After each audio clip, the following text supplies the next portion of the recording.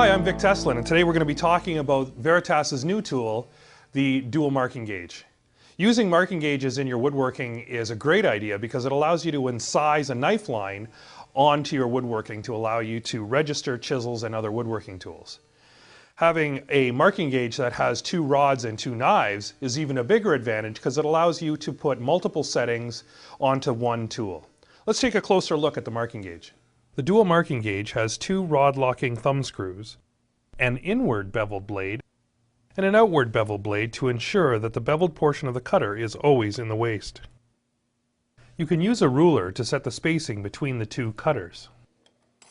In the case of mortises, you can use the actual mortising chisel as a reference to set the two blades. And of course, you can use an existing component that you're working on to set the gauge referentially. When marking a joint like a mortise, you want to strike one line at a time to get the best results. Having two settings on the gauge is great for making half-blind dovetails because you can have the tail length and the socket depth set on the same gauge. One of the coolest features of the dual marking gauge is that it won't easily roll off your bench.